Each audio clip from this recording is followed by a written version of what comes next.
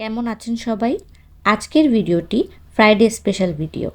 আমাদের বাংলাদেশিদের জন্য শুক্রবার খুব বিশেষ দিন, সাপ্তাহিক ঈদ আর কি। সেদিন ছুটির দিন থাকে বলে খাওয়া দাওয়াও হয় ভরপুর, আর এর মধ্যে রিচ ফুডের জায়গা সবার উপরে। আর বিরিয়ানির কথা নাই বা বললাম, নাম শুনলেই জিভে জল আসে। তো এজন্য আজ আমি হাজির বিরিয়ানির মশলার রেসিপি নিয়ে।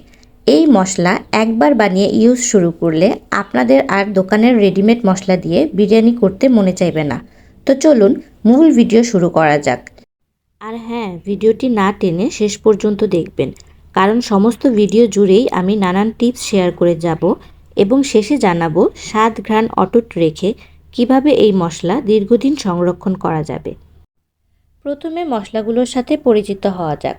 বিরিয়ানির মশলা তৈরিতে আমাদের আজ যা যা লাগছে: এলাচ আধা কাপ, দারচিনি আধা কাপ, সাদা গোলমরিচ, কালো গোলমরিচ এবং লবঙ্গ নিয়েছি আধা চা চামচ করে, আস্ত জিরা নিয়েছি 4 চা চামচ, শাহি জিরা 1.5 চা চামচ, ধনিয়া 4 চা চামচ নিয়েছি, আস্ত একটি জয়ফল, জয়ত্রী 7-8 টুকরা, স্টার এনিস, স্টার মশলাও বলে অনেকে, 7-8 টুকরা, এবং কালো এলাচ নিয়েছি 7টা, আর নিয়েছি তেজপাতা 10টি।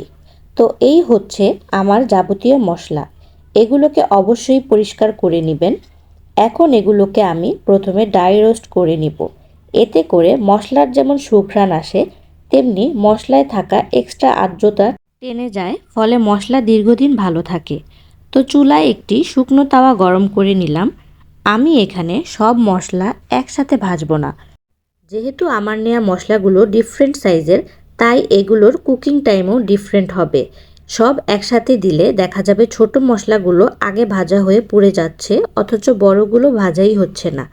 তো এজন্য আমি সাইজ কোঅর্ডিনেট করে মশলাগুলো টেলে নিব।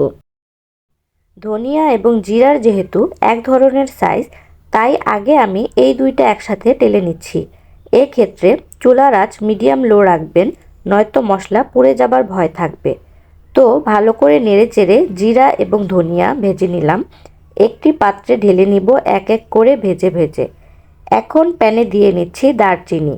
এটা পানিতে ধুয়ে নিয়েছি এবং এখনও ভেজা। সম্পূর্ণ পানি শুকিয়ে নিয়ে ভেজে নিতে হবে মশলা, নয়তো নষ্ট হবার ভয় থাকে।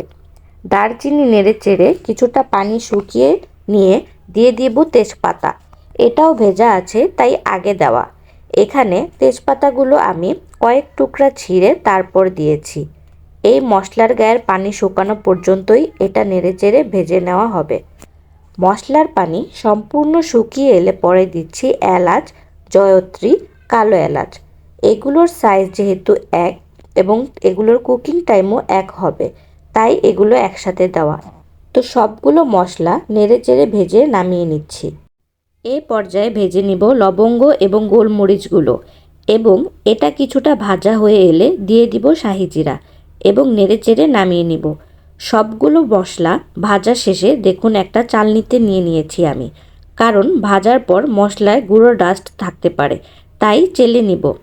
এবং এর সাথে মশলাগুলো ঠান্ডা করে নিতে হবে গ্রাইন্ড করার জন্য। মশলাগুলো ঠান্ডা হয়ে এসেছে, এখন গ্রাইন্ডারের জারে সব নিয়ে নিলাম একসাথে। এবার এগুলো গুঁড়ো করে নেওয়ার পালা। ফিরে এলাম গ্রাইন্ডারে মশলা গুঁড়ো করে। দেখুন মশলা গুঁড়ো হয়ে রেডি।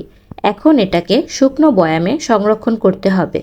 মশলার ক্ষেত্রে কাচের বয়ামে মশলা বেশি ভালো থাকে, আর খেয়াল রাখতে হবে যাতে পাত্র সম্পূর্ণ শুকনা হয়। এই মশলা দিয়ে আপনি বিফ, চিকেন, মাটন সব ধরনের বিরিয়ানি রান্না করতে পারবেন। দেখবেন বাড়ির সবার মুখে আপনার রান্নার বাহবা বয়ে যাবে। আর এখন দিচ্ছি ঘ্রাণ স্বাদ অটুট রেখে মশলা সংরক্ষণের টিপস। শুকনো জারে মশলা নিয়ে তা নর্মাল ফ্রিজে স্টোর করলে মশলার যে অথেন্টিক স্মেল তা প্রথমের মতোই থাকে। এছাড়া মশলা একটু অন্ধকার এবং ঠান্ডা জায়গায় রাখলে অনেক দিন ভালো থাকে। খেয়াল রাখতে হবে বয়ামের ঢাকনা যাতে সবসময় বন্ধ থাকে এবং মশলায় যাতে কোনো প্রকার পানি না পড়ে। একটু যত্ন নিলেই মশলা দীর্ঘদিন ফ্রেশভাবে সংরক্ষণ করা যায়। তো কেমন লাগলো আপনাদের কাছে বিরিয়ানির মশলার রেসিপি? বাসায় কিন্তু মাস্ট ট্রাই করবেন। চ্যানেলটি সাবস্ক্রাইব করার অনুরোধ করে আজকের মতো এখানেই বিদায় নিচ্ছি। সবাই ভালো থাকবেন। আল্লাহ হাফেজ।